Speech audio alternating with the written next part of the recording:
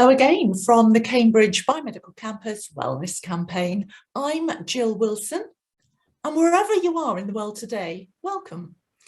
The desire and the need for wellness is universal, and these webinars are not just for the 20,000 plus people working on the Cambridge Biomedical Campus, they're for everyone.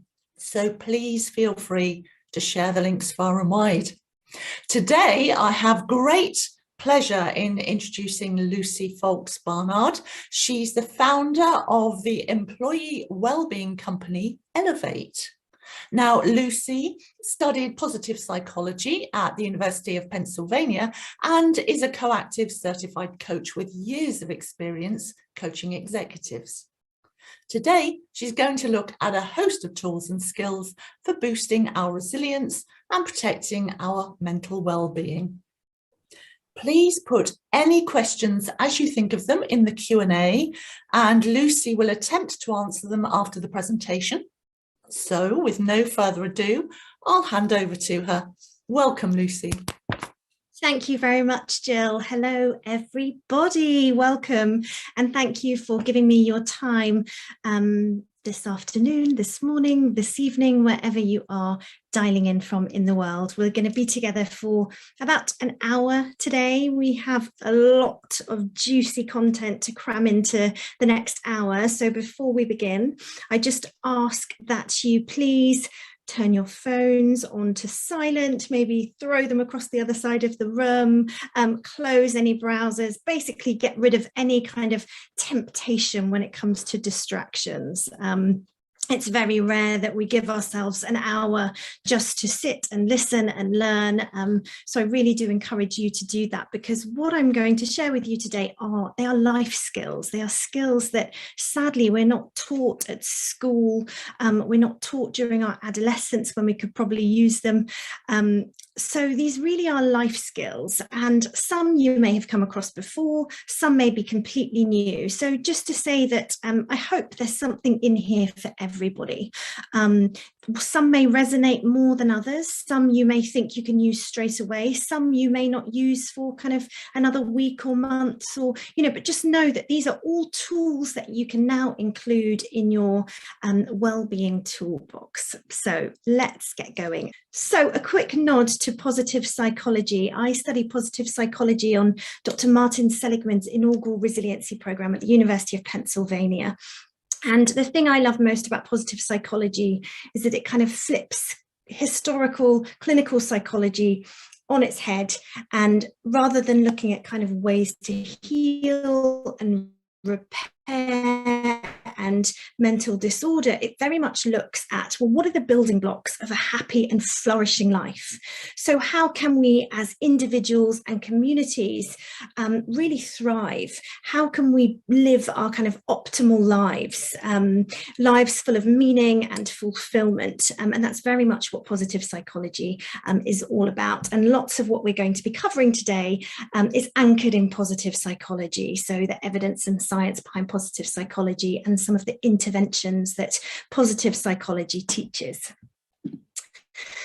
So quick agenda for today. I'm not going to spend too long on that. So what is resilience?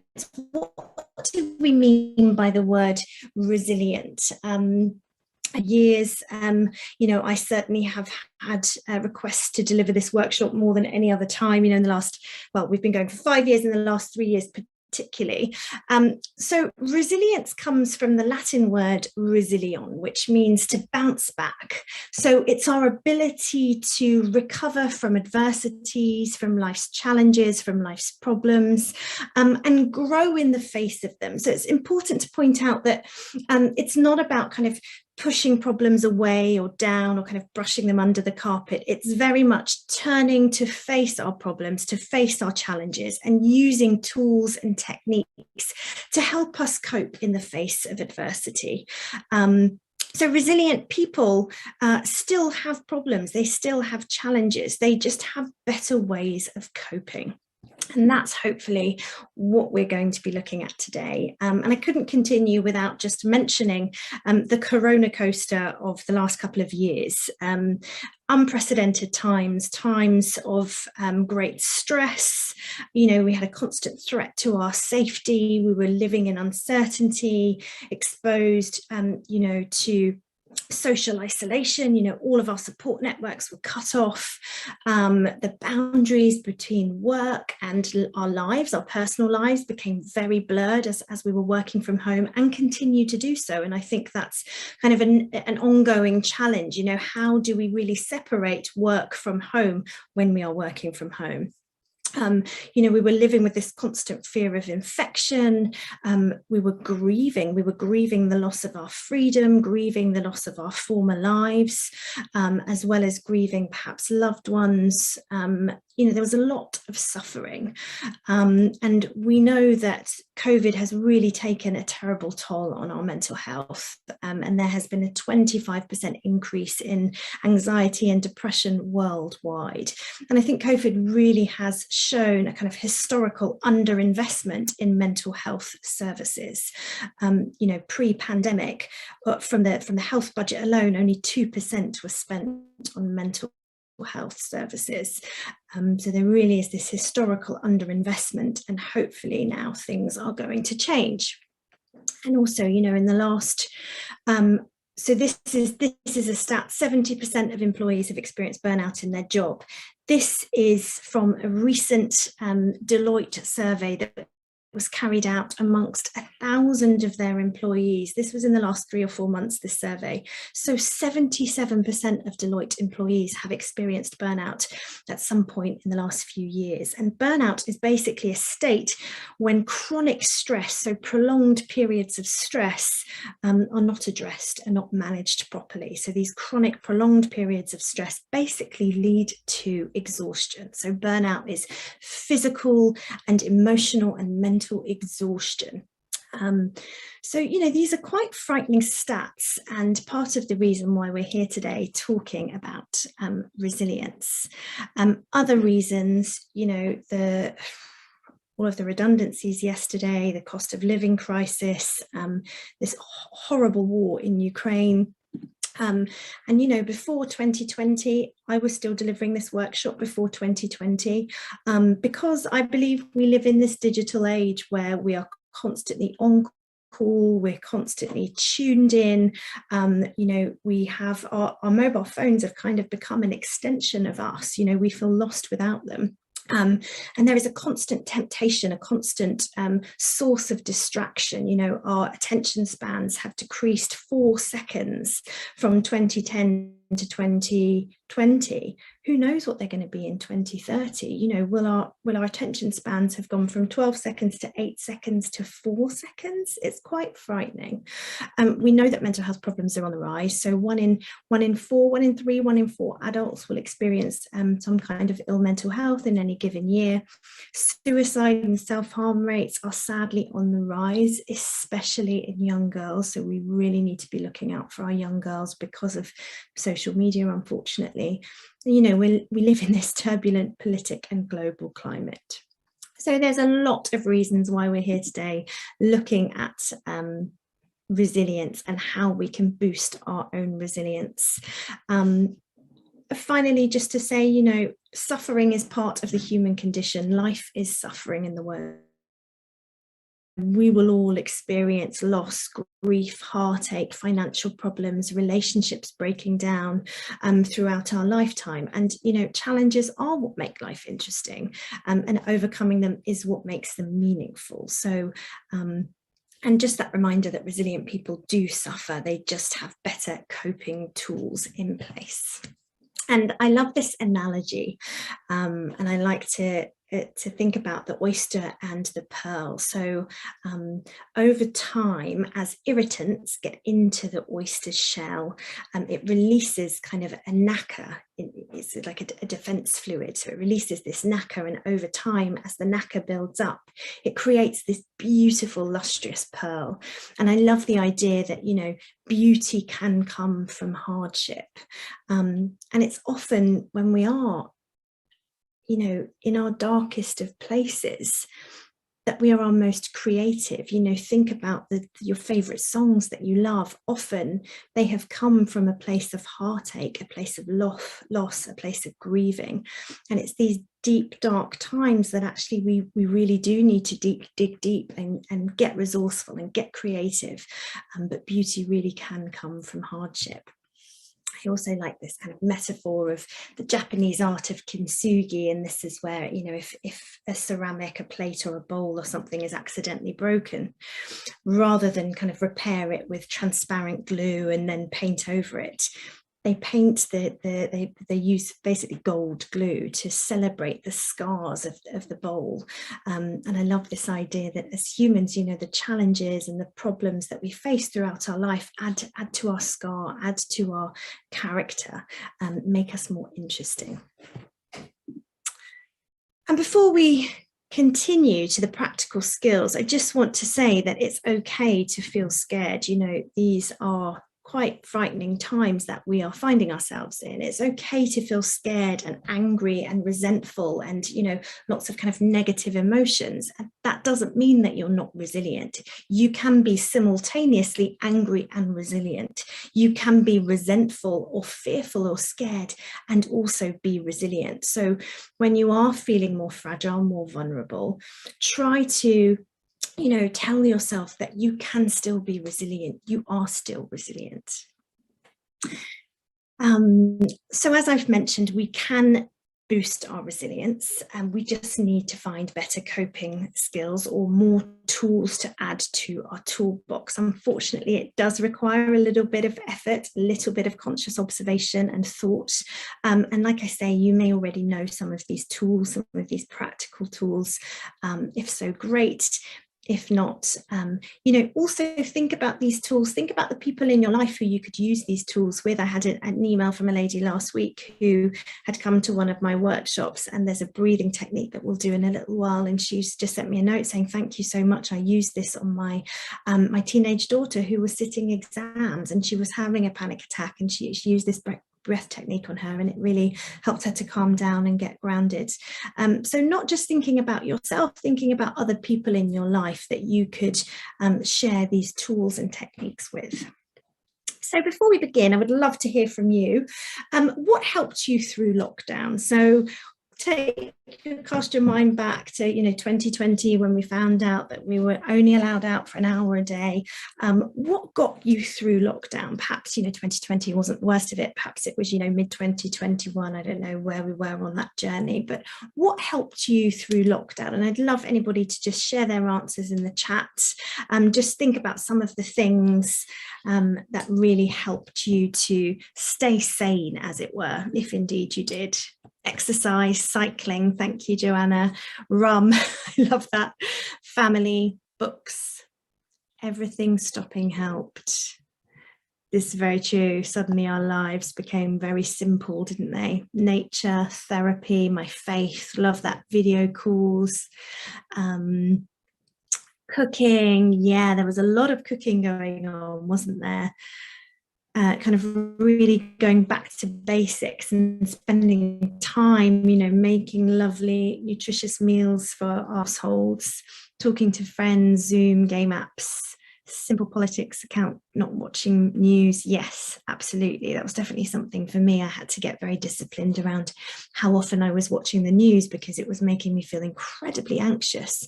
So I decided that actually I would just check the news once a day. Brilliant. So all of these are already kind of resilient skills, resilient tools that you have. You know, it was challenging being in lockdown, but, you know, we all got through it. We made it through because we are, you know, naturally creative and resourceful as humans. I truly believe that. Okay, lovely. Thank you for your input there. So what are the main building blocks of resilience? Not strictly limited to these, but these are the main blocks of resilience. So our genetics and how well we come on to talk about stress buckets. Some of us have a very big stress bucket, so can handle lots of stress. Some of us have very small stress buckets and can't handle very much stress at all. Self-awareness and regulation. So for me, this really is key for resilience. So knowing ourselves, having an ability to notice and manage our stress, our thoughts, our emotions, how we react to things, knowing our strengths and our weaknesses. Mental agility, being able to put things in perspective, being able to problem solve, intellectual functioning. Optimism, so having that hope that things will be brighter, things will be better, things will turn out okay in the end. And just a fun fact for you here, we know that optimists live on average 15 years longer than pessimists. Growth mindset, having a growth mindset. Relationship, so how much support do we have around us? Because, you know, humans are, you know, we're social creatures. We really do rely heavily on the support network that we have around us during tough times.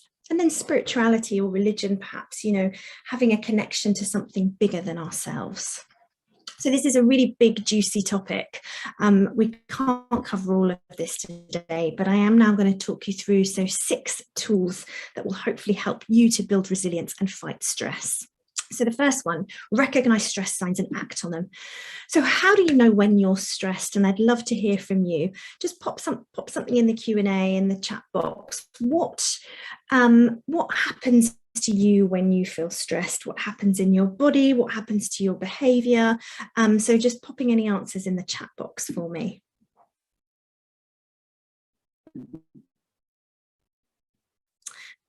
So I can't focus, feel restless, clumsy, tired, tension, headaches, hyperactive, can't make decisions. Yeah, it's very common. Problems with sleep, heart palpitations, inability to focus, irritable and snappy at others, can't concentrate.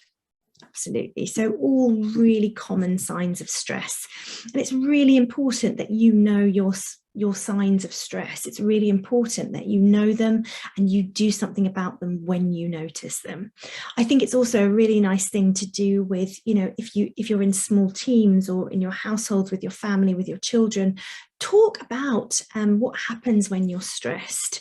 Tell people what your stress signals are so that they can start to look out for you as well. You know, perhaps you've noticed a colleague of yours, you know, perhaps they might say that they lose their sense of humor when they're stressed, or they become more snappy, or perhaps withdraw. And then if you notice these things, you can say, hey, I've noticed this, are you okay?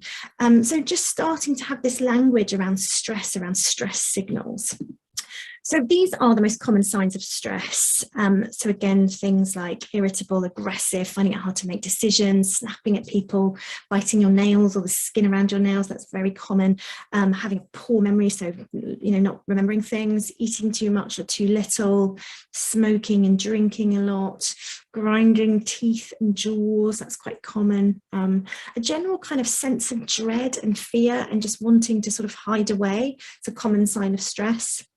So like I say, it's really important to know what your stress signals are.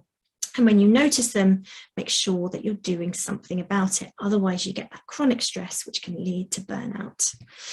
Now, anybody that attended Bernie's session last month will be aware of the stress bucket. In fact, if you're a mental health first aider, or perhaps if you've done anything like this before, you will have heard of the stress bucket. And it's just a really nice metaphor for thinking about how we manage stress. So the idea is that each of us has a stress bucket. And as I mentioned before, some of us have a really big stress bucket and some of us have a very small stress bucket. And things that add to our stress, things like workload, change of routine, lack of sleep, poor diet, too much alcohol, basically fill up our stress bucket. And when it gets to the top and things spill over, basically we go into, you know, it has impact on our physical health, on our mental health, and it has longer term implications, could lead to anxiety. But the good news is that we each have a tap on our buckets, and this is a way that we can empty the stress, and these are tools or coping mechanisms that we have to help us negate or fight stress. So these are the kind of self-care strategies, as it were. And self-care, that word's got a bit of a bad reputation. People see it as selfish or self-indulgent, but actually I think it's just about changing your perspective on the word self-care. It's actually just about, you know, thinking of it as if I can't look after myself, if I'm not at my full kind of 100%, how on earth can I look after other people? How on earth can I look after my family or my children or whoever, do my job properly? You kind of have a responsibility to yourself and to those around you to ensure you're looking after yourself.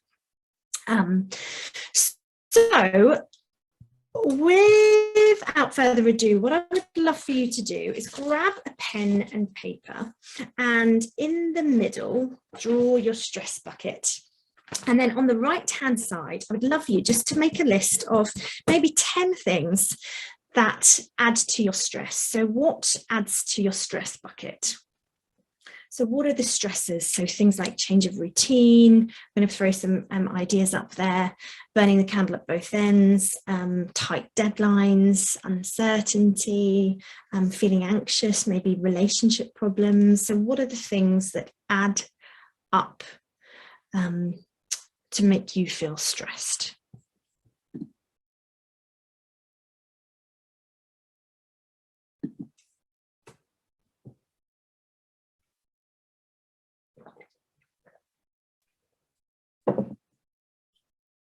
Okay, and when you've done that, I just want to share with you a rather nasty experiment, really, with lab rats. So they are more likely to develop stomach ulcers, unsurprisingly. But when the lab rats have a bar of wood to gnaw on, they're less likely to develop stomach ulcers. So when they have an outlet for their frustration, an outlet for their pain, they're less likely to develop stomach ulcers. So the stress is less likely to have other implications. So what is your bar of wood? What are the things that you do to help negate stress? So this is where we're going to draw on the right-hand side, sorry, on the left-hand side of our bucket. So on this side, now write down 10 things that help you to release stress. So exercise, maybe nature. So those things that you were doing during lockdown that you've all just mentioned. So, cooking nice meals, spending time in nature, reading a book, doing a hobby, playing the guitar, playing with a pet, playing with a child, listening to music, that kind of thing. And just spend some time on the left, just thinking about what helps to empty your bucket.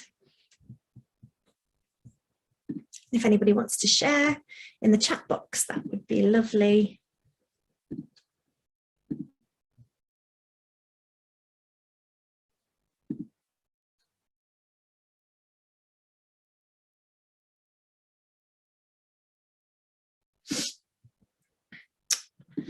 Okay, and then moving on, you can always come back to that and fill those in. And I think it's really important, actually, that we start to make these self-care strategies part of our daily routine.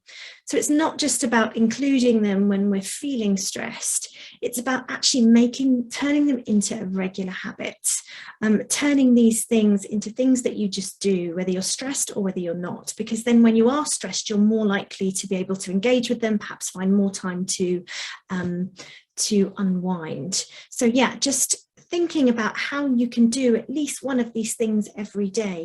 If you work from home, are you taking lunch breaks? Are you taking regular breaks? Are you getting up from your desk?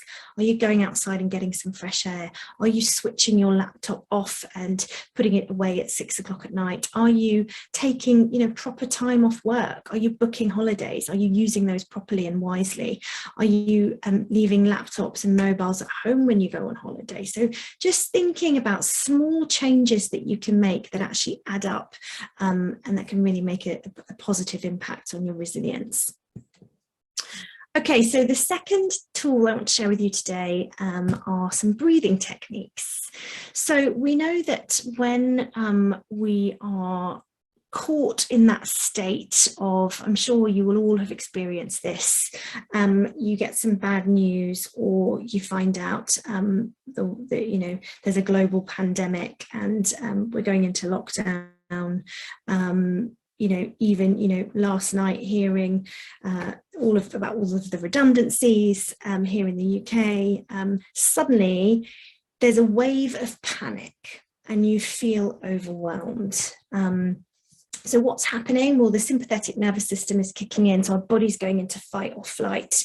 We have increases in heart rate, we need to go to the loo, our breath becomes very shallow. And if we don't manage this properly, this can lead to panic attacks. And I know quite a few people who, previous anxiety sufferers who throughout COVID would go into a panic attack because they weren't able to manage their breathing at that point of no return. So what I want to share with you today is a really simple but quite profound breathing technique for those times of panic, for those times of overwhelm, for those times when we really can't see through the sort of haze of emotion and fear, I suppose, as it were. And it's called the 8-4-7 breathing technique. And I would love for you all to do this with me, and I will help you with the counts with my fingers. So first of all, we're going to exhale forcefully through the mouth, pursing the lips together and making a whoosh sound. So we're going to do that for 8 seconds. And to empty the lungs of air, then we're going to breathe in quietly through the nose for 4, and then we're going to hold for 7. So we're going out for 8, holding for 4, in for 7. Okay, so let's do that together. So exhale for 8.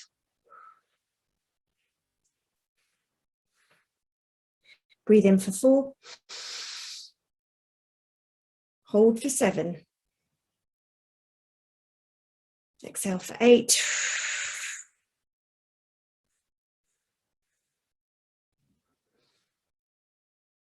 Hold for 7.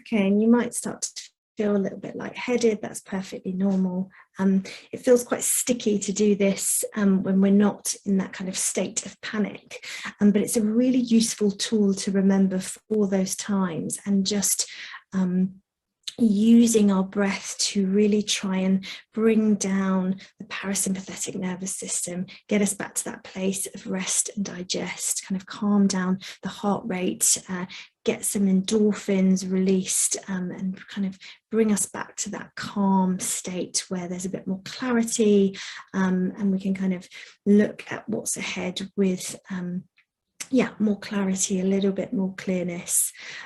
So breathing techniques are really, really useful tools, and we've become very divorced from our bodies, very divorced from kind of the wisdom, because we spend so much time in our heads. But for me, breathing is one of those kind of very simple things that I do every day if I'm feeling a bit stressed, for me. So Horsey Breath is one of my favorites. So that's where we breathe in through the nose, and then we breathe out like this, like a horse, or lion's breath in through the nose, and then stick our tongues out like a lion.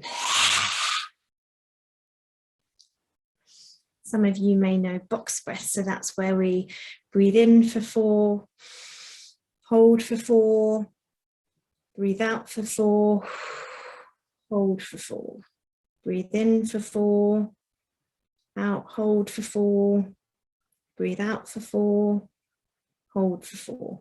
So we just go around in a box. Anybody that has done yoga may know that one.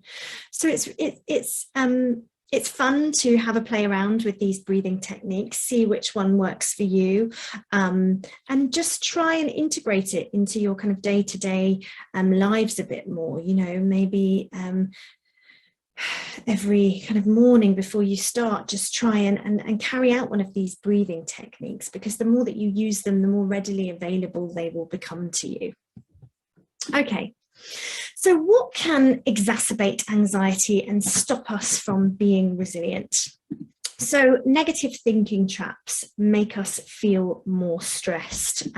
So thinking traps are things like all or nothing thinking, so very much seeing things in shades of black and white, no grey, filtering, mind reading, so thinking we know what someone else is thinking, overestimating things, overgeneralizing things, oh, they always do that, they never do that, catastrophizing, so giving undue weight to the worst possible outcome, labeling, emotional reasoning, so thinking just because we feel something or we have this really powerful emotion about something, it must be true. Should statements, I should be smarter, I should have tried harder, I should do more, being a victim, everybody's always out to get you, blaming others, thinking you're always right. So these thinking traps really stop us from seeing things clearly and factually, and they prevent us from being resilient. So what we need to try and do is build some awareness around these negative thinking traps, because we know that negative thoughts drive negative feelings, drive negative behaviors, and then the negative behaviors reinforce negative thoughts. Example here being, well, you think I'm really unhappy at work, you start to feel isolated and alone, and then as a result of that, your behavior, you start withdrawing from colleagues and conversations, and then suddenly that thought that you're having, you do start to feel ostracized and alone. So we really need to try and put a stop to these negative thoughts, these negative thinking traps that we've just discussed. And a really useful way that we can do this is through mindfulness meditation. And it's a very particular type of mindfulness meditation, because what we are going to do, and I'm just going to do 5 minutes of this with you, is we're going to start labeling the thought. Thoughts are just activities of the mind. We have between 50 and 70,000 thoughts every day, and our thoughts are not facts, no matter how real they feel.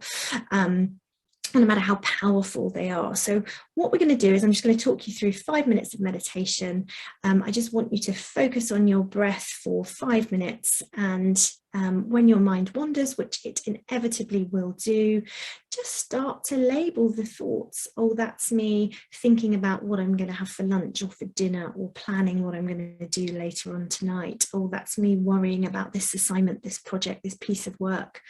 That's me dreaming about, that holiday that I've got booked for, a month's time. That's me criticizing somebody else's behavior. That's me remembering what the TV show I watched last night, or the piece of theatre, or so it's really starting to label these thoughts that we're having. And by labeling the thoughts, it allows us to detach from the thought. So the idea here is that we detach from the thought, and then we bring our wandering mind back to our breath. So over and over, choosing to bring our wandering mind back to our breath and back to the present moment. If you've never done this before, that's okay. It's for everybody. It's just going to be 5 minutes. If you don't want to take part, that's absolutely fine. Please just sit and listen.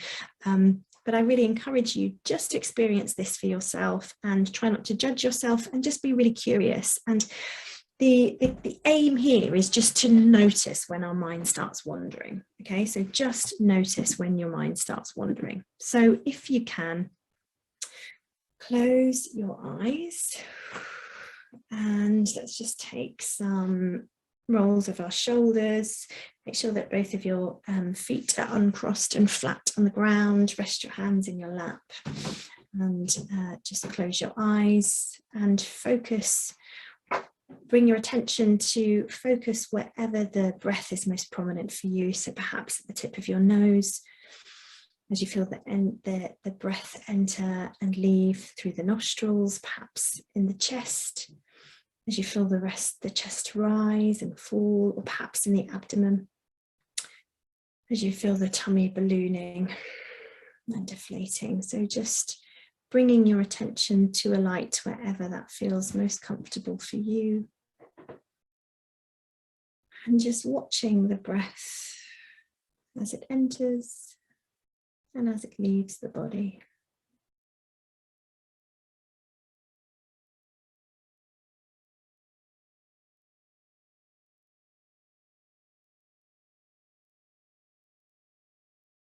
So just following the breath, meeting each breath as fresh as the last.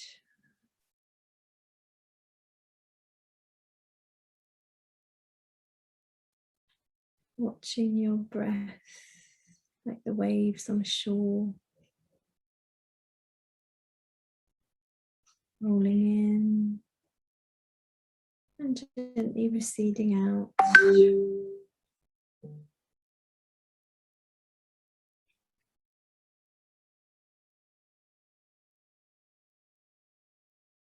And then when you notice that your mind has wandered, which it inevitably will do, just noticing where the mind has gone. Oh, that's me remembering.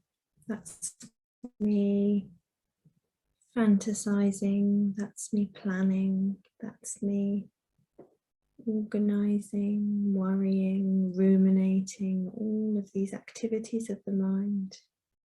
So label the thought and then just let the thought go and bring your wandering mind back to your breath.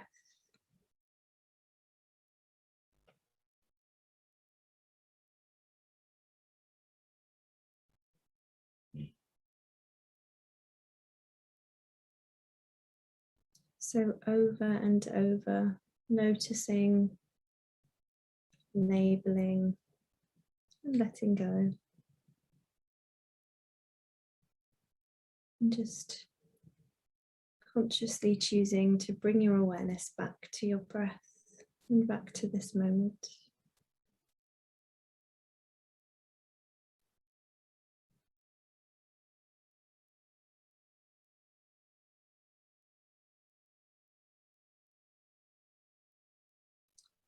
And in the next few moments, just checking in with your body. How does your body feel? Notice any difference in your mind, in your thoughts, in your body. And then just slowly bringing some energy back to your fingers.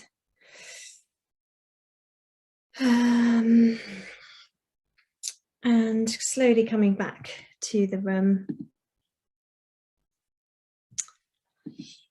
So if you have any questions on that, I'm really happy to answer at the end. But I just want to kind of highlight some of the kind of scientifically proven benefits of mindfulness. You know, mindfulness is not a phase that is going to pass. It's not a trend. It's very much here to stay. And I truly believe that as more and more people experience the benefits, you know, it's going to become more and more popular. And hopefully, you know, in years to come, we will actually have mindfulness classes in primary school. I know they already do sessions at lunchtime, but it will actually be part of the curriculum. So we know that mindfulness helps to fight stress, it reduces our emotional reactivity, helps our mental health, helps us fight depression, increases focus and concentration. So there's so many benefits of mindfulness, and actually these are some recent stats that have come out of a Headspace. Last week they came out of a new Headspace survey. So we know that mindfulness, just 10 days of mindfulness shows a 14% decrease in stress. 3 weeks of mindfulness, 23% more compassion and 57% less reactive, and 4 weeks of mindfulness shows a 15% increase in performance. So, you know, the proof is in the pudding. There really is, you know, there is no better argument to try to integrate, you know, even if it's 5 minutes, 3 or 4 times a week, start with that, see how you get on, and see what happens. Okay. So tool number 4, challenge negative thinking with sentence starters. So this is a really useful real-time resilience tool that is worth having up your sleeve, because you never know when this is going to come in handy. So what we're going to do here is challenge negative thoughts using sentence starters. So there are 3 sentence starters here. That's not true because. A more helpful way to see this is, and if X happens, then I will Y. So before we continue, I would love for you to write down something negative that you have thought over the last day or the last few days, or, you know, write down something negative that's going on for you in your life at the moment. And then I'll talk you through these sentence starters, and we'll come back to it and see if we can use one of these to try and challenge that negative thought.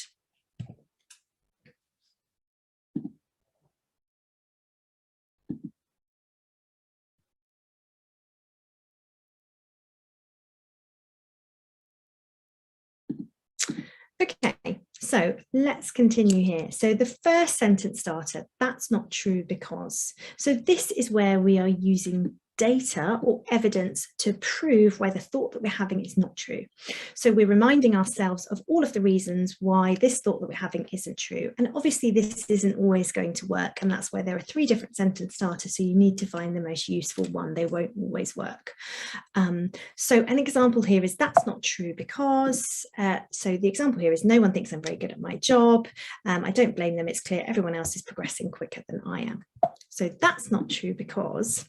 So this is where we would think about great appraisal we had, things that you've achieved. So I've achieved X or Y, and then this person said this nice thing to me, and I've passed 3 rounds of interview to secure this job. So suddenly you've got 4 reasons why actually the thought that you're having can't be true, and perhaps a tough time or a tough day or a tough project. So that's not true because. So using data or evidence to prove why the thought that you're having isn't true. Next sentence starter, a more helpful way to see this is, and this is one of my favorite because I like to think of this as kind of reframing things as though we were talking to a friend, because often when we're talking to friends or people that we care about, we're a lot more compassionate and a lot more reassuring than we ever are with ourselves. So this is where we are using that compassion and that reassurance to reframe the way that we're seeing something. So here's the example. Everyone else seems to be excited about the pandemic coming to an end and filling up their diaries as quickly as possible, whilst I feel anxious and on edge about the latest easing of restrictions, and I'm petrified someone I love is going to get COVID. So a more helpful way to see this is, well, okay, I'll take all the time I need to adapt to yet more change. It's been an intense 2 years, a lot of mental strain, so I really need to give myself time and go slowly. I can't compare myself to others and what they're doing. We're all different and need to go at our own pace. So you can really feel the difference here. You can feel the layers of compassion, the layers of reassurance. So a more helpful way to see this is. And then finally, if X happens, then I will Y. So this is where we're going to put in plan a contingency plan, put in place a contingency plan, which is allowing us to take purposeful action, which is allowing, hopefully, us to feel more in control and some of the anxiety to subside.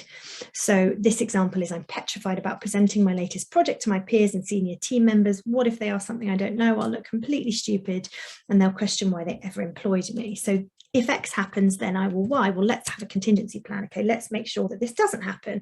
I'll make sure that I've got enough time prior to the presentation, make sure I'm well prepared, gathered my thoughts, take some deep breaths, get grounded. If someone asks me something I don't know, I can respond with, would you mind if I got back to you later on today? I'd just like to double check my findings. So just trying to think about, okay, what could I do in this situation? Let's have that contingency plan. So 3 sentence starters. Here they are. That's not true because. A more helpful way to see this is, and if X happens, then I will Y. So I would love for you to try and apply one of these sentence starters now to the challenging thought that you just wrote down. So see if you can do that.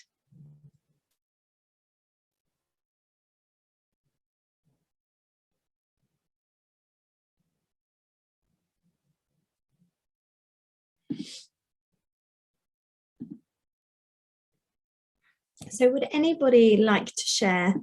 You don't have to, but if you would like to share, we would love to hear from you.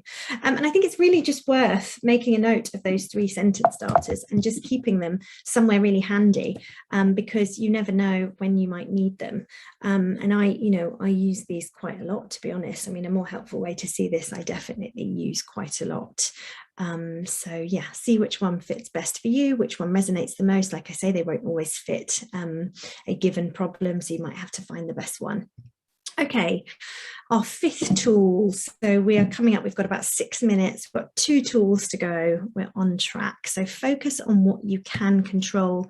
And some of you may know about the sphere of influence. So basically the idea here is that when we are going through a challenging time, something that we can do is draw a big circle. In fact, draw two big circles. So draw a big circle and then an even smaller circle in the middle. And in the middle, we're going to write down all of the things about this situation, the circumstance that we can control. So, for example, the boundaries you set, how you react, how often you read the news, your actions, how you're treating others, whether you ask for help or not, how you prioritize, how you plan. And then in the bigger circle on the outside, we write down the things about the situation that we can't control. So, for example, during COVID, it may have been government decisions, other people's attitudes, social distancing rules, predicting what will happen, how long things are going to last for. So all of these things we cannot control. And by trying to control these things, it only leads to frustration and disappointment. So we need to try and let go of them, and we need to focus on our sphere of influence, so on the things that we do have control over, because ultimately we have a finite amount of energy and resources. So why focus and spend that time and energy and resource on things that are outside of our control? There's no point. So we need to try and focus on the things that we can control. And I think by writing it down, you can get really clear about the things that you have influence over. And that's where you focus your attention. So the sphere of control, focusing on what we can and cannot control. Okay, lean on your support network. So the final tool that I would like to do for you before we get into our master resilience plan is take a sheet of paper and just draw me in the middle. And think about all of the people that are in your support network. So who are all of the people in your support network? Partners, family, friends, children, pets, neighbours, aunties, grandparents, work colleagues, religious groups, churches, mentors, coaches, whoever is in your support network. And draw an arrow into you, and the thickness of the arrow represents how much support these people give you. So just taking a moment to fill that in now.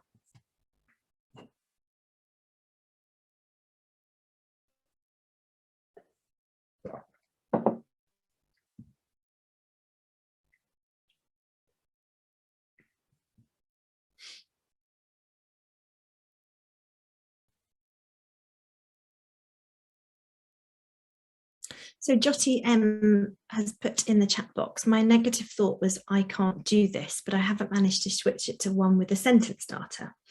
So I would encourage you to think about all of the reasons why you can do this. So I can't do this. So so there's two things you could do. So that's not true because, and think about the things about the thing that you're talking about that you can do, or previous times that you've shown that you could do it. So that's not true because, or you could say a more helpful way to see this is, and think about the reasons why you're thinking you can't do it, and add some compassion there, add some reassurance, and think, well, actually, if I break this down into more manageable chunks, maybe I can do it. So a more helpful way to see this is, so perhaps have a play around with those two. I hope that helps a bit. So yeah, back to our support network. So once we've done that, what I want you to do is look at your support network and ask yourself, who could I add that I hadn't originally thought to add? So who could I add to the support network that I didn't originally think to add?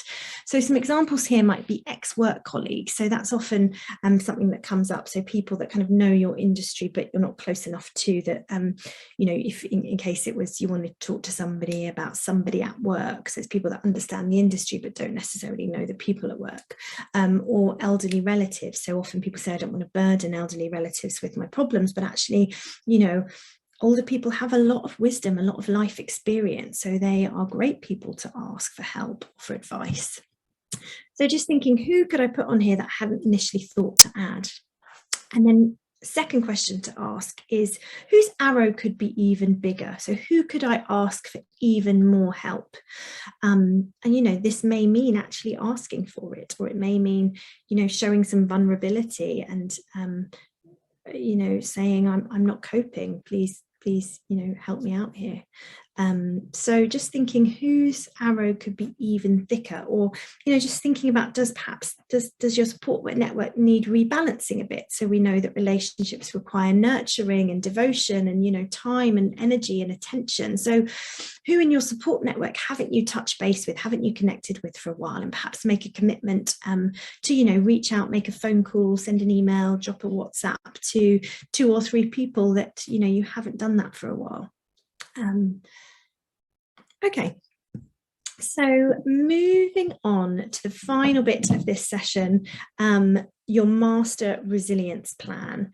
So this is where we are going to look at just a one-pager that is going to be a really kind of useful thing just to refer back to during those times when we're not feeling very resilient at all. And what I would like you to do is just take a page, divide it into 4, and the 4 areas are going to be strengths, strategies, resources, and insights.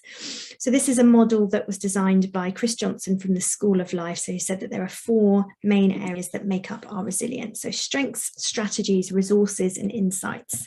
And I'm just going to go on here to show you these 4 key areas. So I appreciate that we've reached 1:30. There was a slight interval at the beginning where the internet cut out. So if people can stay for a few more minutes, that would be wonderful. So let's just go through each of these 4 corners. So our personal strengths. So what strengths help us to build resilience? And if there's one thing you take away from this session today, please visit this website, viacharacter.org, and there's a free 20-minute self-assessment tool that basically provides you with a report of your top 10 character strengths. And it's so useful to know them, because some of them will be a surprise, some of them won't come as a surprise at all, but some will really be a surprise. And I think it's really useful to know what we're naturally good at, because these are the things that actually we can lean into during tough times. These are the things, because we're naturally good at them, because they come naturally to us, it makes it easier to kind of pull on them and use them, and really kind of use them to help us during resilient times. Top right is strategy. So these are specific steps you can take to help yourself cope. So these are our bars of wood, as it were, or those self-care strategies. So do we need to redefine our boundaries? Do we need to make sure we've got a solid routine? Do we need to make sure we're eating regular meals and going to bed early? These are the things, how do you find joy? Put those in here. Look at, remind yourself to look at what you can control about a situation. Do you have a spiritual practice that you need to check back in with, get back on track with? Is it, meditation? So these are the strategies that help you to boost your resilience, to get you through those tough times. And you can add to these, you can take things off, but the nice thing is that this is kind of your master plan, and it can be forever changing as you learn more and more about yourself. Bottom left, resources. So this is the support network, friends, family, therapists, professionals. Are there employee resource groups? Are there mental health first aiders around? Any websites or charities, books, anything, any resource that you have, we'll put them down here, anything that's useful to you. And then finally, the insight. So what do you know about yourself during times of struggle? Are you prone to catastrophizing? So therefore, what can you do about that? That about yourself. What, now that you have that knowledge, can you write down every time you're catastrophizing, I am catastrophizing? Do you get stuck when it comes to thinking of things in the big picture perspective? So does it help to remind yourself here, okay, let's try and think, in the long term, in the next month, in the next 6 months, are things going to feel this bad? Do you know that practicing gratitude helps you? What are your signs of stress? Can you write down the positives about a situation, even if you can't immediately see them? Do you have that perspective that you can think, okay, in 6 months' time, I might look back on this and actually, can I find the good? So yes, and a kind of ongoing piece of homework, as it were, for all of you. And do spend some time, you can even do this with, again, your colleagues, with people that you live with, to try and find out, more about how you can bring this master resilience plan together and use it as a tool for you. Okay, and that brings us to the end. So what's the next challenge you're going to face, and what's one thing that you've learned today that could help you through that challenge? So just having a think about that, and let's just have a quick. Great, thank you, Lucy. I'll give myself space and time to practice sentence starters. The examples were helpful. This has been really invaluable. Thank you, Jyoti. Let's just have a quick look at the questions before we go.